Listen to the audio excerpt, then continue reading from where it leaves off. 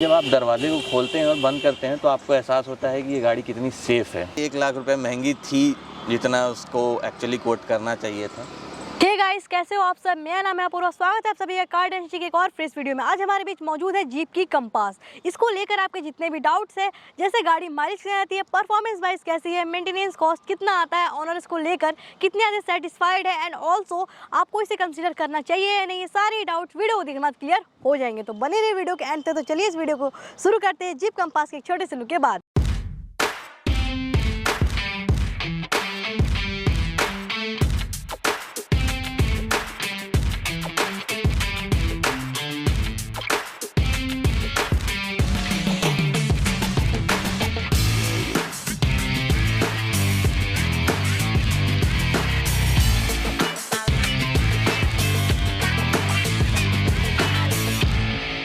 तो चलिए इस वीडियो को शुरू करते हैं इस एसयूवी के प्राउड ओनर से, जिनका नाम है कुणाल सर, और ये प्रोफेशन वाइज एम्स में डॉक्टर है। तो चलिए सर से जानते हैं ओवरऑल इसका एक्सपीरियंस, बिकॉज सर ने इसे 4 साल एक्सपीरियंस किया है। तो चलिए सर से जानते हैं।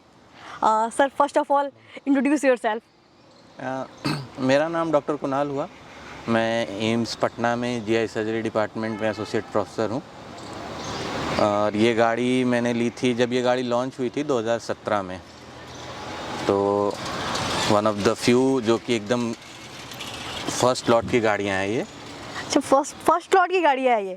वाह sir, straight away question sir, ये जीप कंपास की कौन सी वेरिएंट है और आपने इसे कब लिया है और कितनी चल चुकी है? ये जीप कंपास की डीजल लिमिटेड ओ वेरिएंट है जो मैंने अगस्त 2017 में ली थी और अब तक लगभग 30,000 किलोमीटर के आसपास चल चुकी है। सर, सबसे मेन क्वेश्चन सर, आपने जीप कंपास को ही क्यों प्रीफर किया सर? आपने इसे 2017 में लिया सर, जैसा कि आपने बताया सर। उस समय इसका प्राइस सर 22 लाख के समथिंग कुछ जाता होगा सर। आई थिंक उस प्राइस रेंज में सर इसके सबसे मेन कंपटीटर सर उस समय XUV 500 हुआ करती थी। तो आपने उसे क्यों नहीं प्रीफर किया, इसे ही क्यों फाइनलाइज किया? एक्चुअली ये गाड़ी जब मैंने पहली बार इसको देखा, उसको चला के देखा Yes. और XUV 500 को चलाया था तो दोनों में कोई कंपैरिजन नहीं था। बिल्ड क्वालिटी, यस, जो रोड पिकअप, रोड पे प्रेजेंस, वो सब अनमैचेबल थी। तो इसलिए मैंने डिसाइड किया था कि यही गाड़ी लें। सर इसके अलावा आपने और कौन कौन से ऑप्शंस को देखा था? उस टाइम पे मैंने इनोवा देखी थी, XUV 500 देखा था और कुछ सेगमेंट नीचे में आने के बाद क्रेटा भी देखी थी। ओह, बट फाइनली मैंने सबको ड्राइव किया, टेस्ट किया, उसके बाद मुझे लगा कि यही गाड़ी ठीक है। उसमें ऐसा क्या लगा सर कि जो कि आपको मतलब नहीं मिला इसके कंपैरिजन में?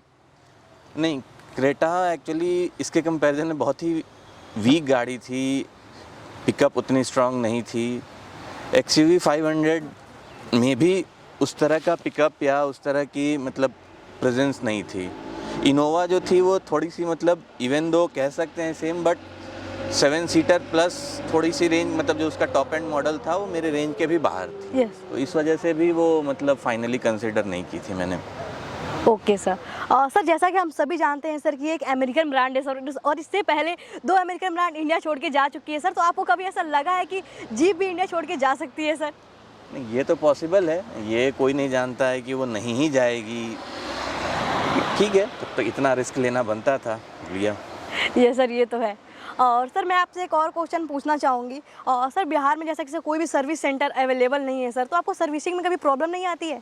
एक्चुअली ऐसा नहीं था, मतलब पहले इसका सर्विसिंग सेंटर था पटना में। Yes. ठीक है, लास्ट ईयर वो बंद हो गया तो 1 साल में दिक्कतें आई हैं, बट अदरवाइज उसके पहले तक तो यहाँ पे सर्विसिंग हो जाती थी। और एज सच मतलब मुझे ऐसी कोई बहुत ज़्यादा ज़रूरत पड़ी नहीं बिसाइड्स रूटीन सर्विसिंग की। तो उस लिहाज से अगर कहा जाए तो बहुत ज़्यादा चक्कर लगाने की ज़रूरत अभी तक नहीं पड़ी है। एक्सपीरियंस कैसा रहा सर्विस सेंटर का वैसे? सर्विस सेंटर का एक्सपीरियंस यहाँ का ठीक था। मतलब अब चूँकि मैंने आपको बताया कि मुझे मतलब जस्ट एक रूटीन ही सर्विसिंग की ज़रूरत पड़ी है अभी तक। यस, कोई मतलब एक्स्ट्रा ज़रूरत पड़ी नहीं कि हाँ जिसके लिए कहा जाए कि आप उसको चेक कर सको कि आप बहुत अच्छा है या नहीं है। रूटीन सर्विसिंग में बहुत ज़्यादा एक्सपर्टीज़ की ज़रूरत नहीं पड़ती है किसी को भी। Okay sir. वो एक रूटीन प्रोसीजर है जो सबको वही फॉलो करना है, वही करना है। आपको सुबह देंगे, शाम को गाड़ी मिल जाएगी, इतनी ही है। Okay sir. Sir, dealership experience कैसी रही आपको इसको लेकर? एक्चुअली गाड़ी मैंने चंडीगढ़ से ली थी। या ठीक है, तो वहाँ पे डीलरशिप एक्सपीरियंस मुझे बहुत अच्छी थी। कितने दिन में अवेलेबल हो गई थी उस समय? एक्चुअली वो ये गाड़ी मैंने प्री बुक की थी। तो प्री बुक जब मतलब एक्चुअली जो प्राइस लॉन्च हुआ था उस टाइम पे मैंने बुक किया था, जब मतलब टेस्ट ड्राइव के लिए एक व्हीकल थी उनके पास। और फाइनली जब मतलब लोगों को ये अवेलेबल हुआ तब मुझे मिली थी, आई थिंक 5 सितंबर। सर जैसा कि इसका ग्राउंड क्लियरेंस 178 mm का है कुछ, तो सर आपको कभी इसके वजह से कम ही नहीं फील हुआ, कम नहीं लगा इतना ground clearance? Actually ground clearance जो आपको डेटा पे दिखाते हैं उसके 2 तरीके हैं, एक होता है लैडन वेट और एक होता है अनलैडन। तो आप मोस्टली जो लिखते हैं वो अनलैडन देते हैं, इस पे जो है वो लैडन वेट दिया जाता है। तो इसलिए थोड़ा सा 178 का मतलब ऐसा नहीं है कि 178 ऐसा कोई दिक्कत होती नहीं है। yes. और नीचे थोड़ा सा इसका एयर डिफ्लेक्टर सा एक है, वहाँ पे लगती है क्या? वो मतलब फ्लेक्सिबल है, वो सिलिकॉन है तो लगती भी है, तो उससे कोई दिक्कत नहीं है। इनिशियली मुझे भी जब मैंने लिया था तो मुझे डर लगा था, क्योंकि मेरे घर पे चढ़ाने को मुझे लगा कि पता नहीं इसमें क्या होगा। फिर मैंने बात किया तो उन लोगों ने बोला उससे कोई दिक्कत नहीं है, वो एक पर्पस के लिए है और उसके लिए रहने दिए। सर सस्पेंशन ट्यूनिंग कैसे है? सर गड्ढे वगैरह महसूस होते हैं आपको? नहीं होते, बहुत ही बढ़िया है, मतलब one of the best feature है इस गाड़ी में। इतनी स्टेबल और सस्पेंशन इतनी सही है, आप यू विल नेवर फील जो ऑर्डिनरी जर्क्स हैं वो तो आपको पता भी नहीं चलेंगे। Okay sir. सर आप इसे लॉन्ग जर्नी ट्रैवल किए होंगे जनरली, तो कैसा रहा आपका एक्सपीरियंस सर इसको लेकर? कंफर्ट वाइज कैसी लगी आपको? बहुत ही कंफर्टेबल गाड़ी है। Actually it's a driver's car, आप अगर ड्राइव कर रहे हैं तो you will be delighted to drive this car on a long journey. Oh wow. ठीक है, बाकी मतलब ऐसा नहीं है, जैसे अगर आप इसी रेंज में चाहें कि आप अगर बैठने हैं और ड्राइवर को ड्राइव करना है तो आई डोंट थिंक कि आपको ये गाड़ी लेनी चाहिए। अगर आप खुद ड्राइव करते हैं definitely go for it. Okay sir. Sir family बैठती है कार में? हाँ, उन्हें कैसी लगती है कंफर्ट वाइज? अच्छी गाड़ी। लेकिन 2 चीज़ है ना, आपका प्रेफरेंस क्या है। एक आपका प्रेफरेंस है कि आप भी साथ में बैठ के जाते हैं, और दूसरा है कि आप ड्राइव करते हैं। अगर आपको ड्राइव करना अच्छा लगता है तो गाड़ी के बारे में सोचिए, अगर ड्राइव करना आपको अच्छा नहीं लगता है तो कोई बहुत ज़्यादा फ़ायदा नहीं है कि आप इतनी महंगी गाड़ी लेके और आप साथ में बैठ के जाएं। Yes sir. जैसा कि एक ऑफ रोडर गाड़ी है सर, तो आप इसे ऑफ रोडिंग किए होंगे, तो आपका एक्सपीरियंस कैसा रहा ऑफ रोडिंग को लेकर?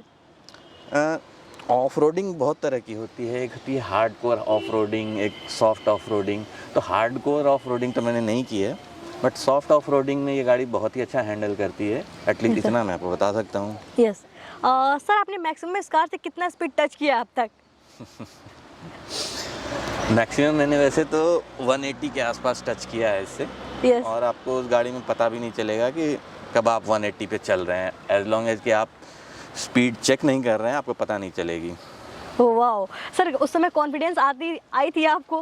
हाँ, ये इस गाड़ी का मतलब ग्राउंड पे चलने पे आपको हमेशा कॉन्फिडेंस रहता है, इतना स्मूथ ये रोड पे चलती है।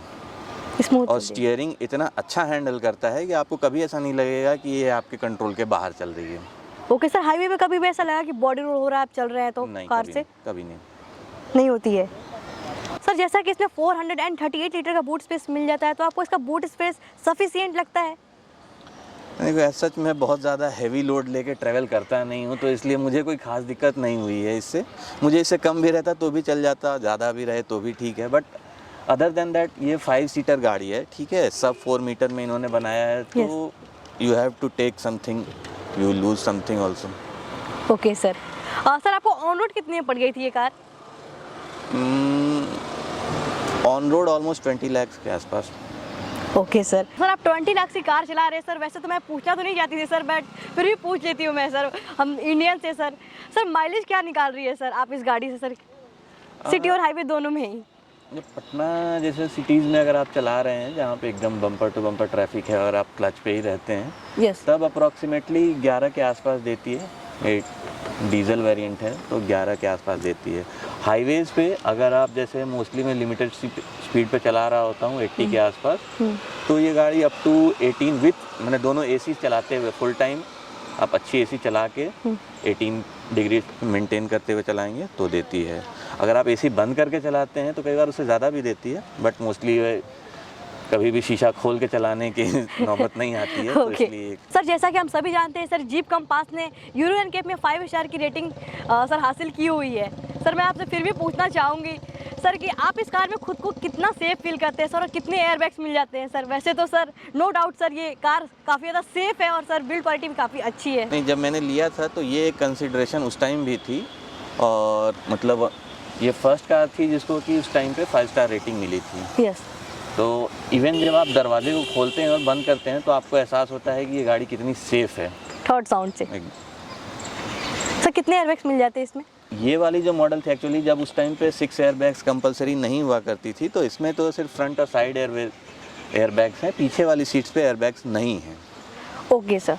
सर जैसा कि डीजल इंजन है इसका सर, तो ड्राइविंग करते टाइम आपको केबिन में इंजन नॉइस फील होता है कभी? जनरली जब ये गाड़ी मतलब एक्चुअली इसके जो टर्बो इंजन है ना, तो फर्स्ट और सेकंड गियर में टर्बो इंगेज नहीं होती, सेकंड गियर के बाद टर्बो इंगेज होती है। तो जब ये गाड़ी फर्स्ट सेकंड पे आती है तब आपको, अगर आप टोटली एकदम साइलेंट जगह पे चल रहे हैं और अनमास्क्ड है तो आपको पता चल जाएगा, बट अदरवाइज जैसे ही आपका टर्बो इंगेज होता है तो आपको एक बिल्कुल पता नहीं चलता। नहीं पता चलती है। सर आप जनरली नाइट में ट्रैवल करते होंगे इस कार से, तो लाइट का थ्रो कैसा है सर? ये एक्चुअली इस गाड़ी की सबसे बड़ी डिमेरिट है। इवन दो कि इसमें प्रोजेक्टर लैंप्स हैं, बट स्टिल इसकी जो लाइट की थ्रो है वो थोड़ी सी वीक है, विजिबिलिटी में प्रॉब्लम आती है। Okay sir.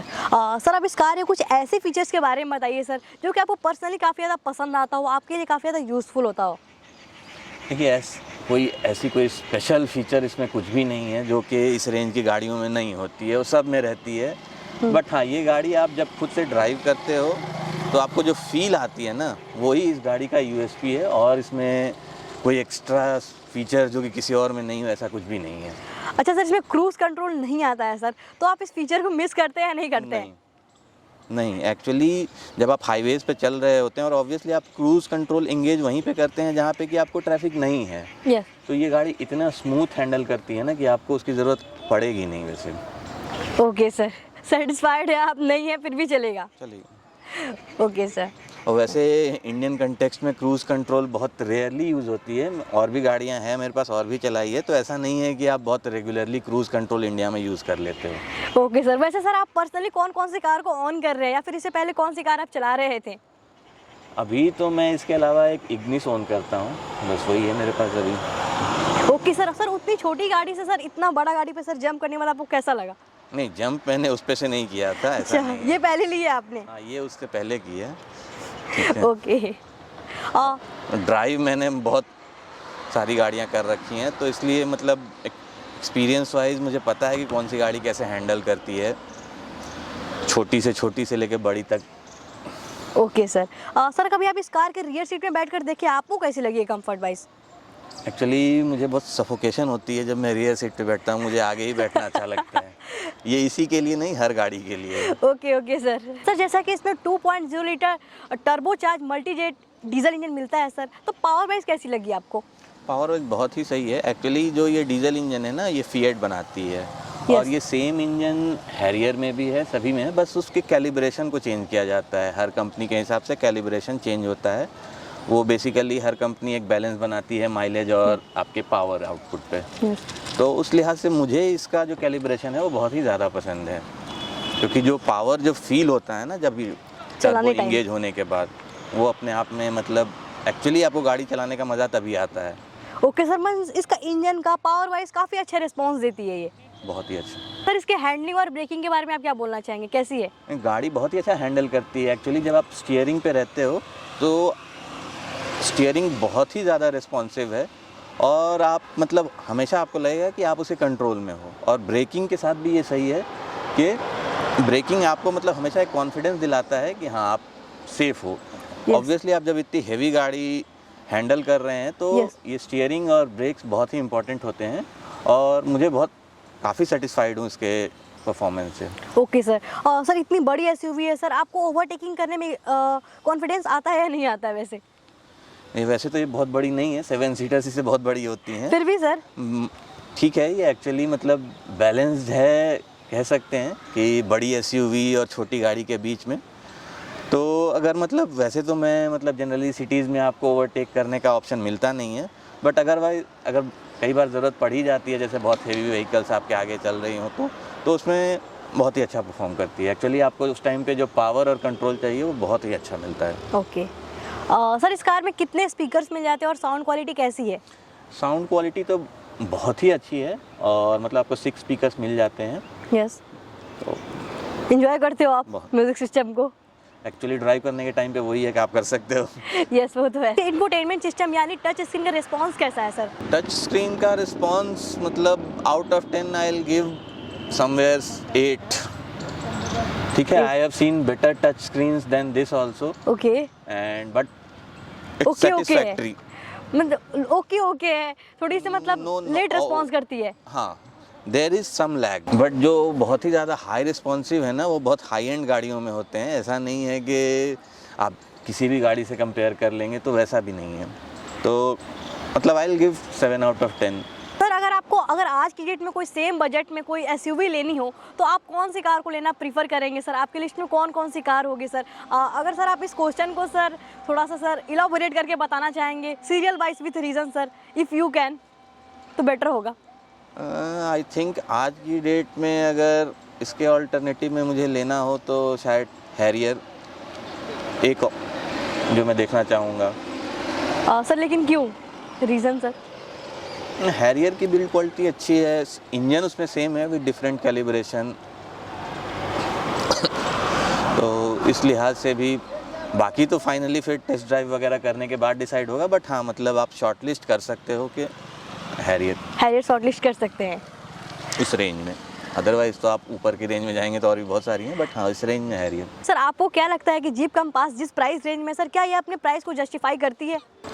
देखो, मैं अब ऑब्वियसली जो खरीद रहा है वो तो चाहता ही है कि हमेशा सस्ती चीज़ मिले, यस, और जो बेच रहा है वो उसको महंगी बेचता है। मेरे हिसाब से शायद ये 1 लाख रुपए महंगी थी जितना उसको एक्चुअली कोट करना चाहिए था उस समय। हाँ उस समय। Okay sir. सर इसको कोई रीसेल करने का इरादा है अभी? जैसा कि आपने इसे सर 4 इयर्स चला लिया है सर, काफ़ी अच्छा एक्सपीरियंस रहा आपको इसको लेकर। तो अच्छा एक्सपीरियंस रहा है तो मैं क्यों बेचना चाहूँगा। एकदम ओके सर। ठीक है, I am quite comfortable with this car, so कोई ऐसा इरादा नहीं है मेरा। सर जैसा कि आपने मैनुअल लिया है सर, तो ऑटोमेटिक की तरफ क्यों नहीं गए? कोई स्पेसिफिक रीज़न सर? कोई स्पेसिफिक रीज़न है सच नहीं है, बट मुझे मतलब मैनुअल चलानी अच्छी लगती है। इनफैक्ट जो मैंने इग्निस बोली वो मेरे पास ऑटोमेटिक है, तो मुझे वैसे ऑटोमेटिक चलाना बहुत पसंद नहीं है, तो इसलिए मैंने मैनुअल ली थी। बट अदरवाइज जो कंफर्टेबल हैं उनके लिए ऐसी कोई दिक्कत नहीं है, they can go for automatic. Sir आपने इसे 4 साल चलाया है सर, आपको कहीं पे लगा सर कि इसमें क्या किन किन चीज़ों की इम्प्रूवमेंट की ज़रूरत है सर अभी की डेट में? एसेंशियली मुझे सिर्फ एक ही चीज़ में इम्प्रूवमेंट की ज़रूरत थी, वो थी हेडलाइट। यस, कि उनको अपने हेडलाइट को बहुत ज़्यादा सुधारने की ज़रूरत है। एक्चुअली जो इनका मैकेनिज़्म है वो इंडियन रोड्स के लिए बहुत अच्छा तो नहीं है। मतलब यस, इनकी जो मतलब लोअर वेरिएंट्स थी स्पोर्ट्स, उनमें उन्होंने हेलोजन लाइट दिया था, और ये जो है इनमें बाई प्रोजेक्टर लैंप्स हैं। उसके बावजूद भी इनकी जो थ्रो है that is week, at least for Indian road, जहाँ पे कि मोस्टली रोडों पे अंधेरा रहता है। यस, तो वैसी जगहों के लिए ये लाइट असेंबली सही नहीं है, तो इनको इम्प्रूव करना चाहिए उस पर। ओके सर, इस पे काम करना चाहिए। सर आप इस कार को आउट ऑफ 10 में से कितनी रेटिंग देना चाहेंगे? सारी चीज़ों को कंसिडर करके प्रोज और कॉन्स, तो I will go for 7.5 out of 10। Sir आपने इसके लिए कट किए, विजिबिलिटी के लिए सर, लाइट की थ्रो के लिए कट किया आपने मार्क्स, या फिर और भी कुछ रीज़न है? नहीं मतलब ऑब्वियसली एक तो ये बहुत इंपॉर्टेंट है ना, अगर आप Yes. नाइट ड्राइविंग करते हो तो This is this is very very important. Important. आप इसको ऐसे मतलब लाइटली नहीं ले सकते हैं, यस, ठीक है। और ओवरऑल वैसे भी 10 आउट ऑफ 10 तो होता नहीं है, कुछ तो ठीक है। But otherwise second thing is कि if you are not a driver, ठीक है, एंड तब आपको ये ख़रीदनी है, तो मैं आपको रिकमेंड नहीं करूँगा कि ये गाड़ी खरीदिए। Basically this is a pure drivers car. इस गाड़ी का एसेंस ही ड्राइविंग है। अगर आप ड्राइव नहीं कर रहे हैं कोई फ़ायदा नहीं है इसको लेके। थैंक यू सर अपने सर 4 साल के एक्सपीरियंस को शेयर करने के लिए यहाँ पर हमारे व्यूअर्स के साथ में sir. Once again thank you so much sir, thanks for coming. Thank you. अगर आपको जीप कंपास रिलेटेड कोई भी क्वेरीज है तो आप नीचे कमेंट बॉक्स में पूछ सकते हैं, या फिर मेरा इंस्टाग्राम का हैंडल आपको यहाँ पर शो हो रहा होगा, आप वहाँ पे ये पूछ सकते हैं। मिलते हैं फिर एक और न्यू एक्साइटिंग वीडियो के साथ में। ड्राइव सेफ एंड आपका दिन शुभ रहे। Thanks for watching this video.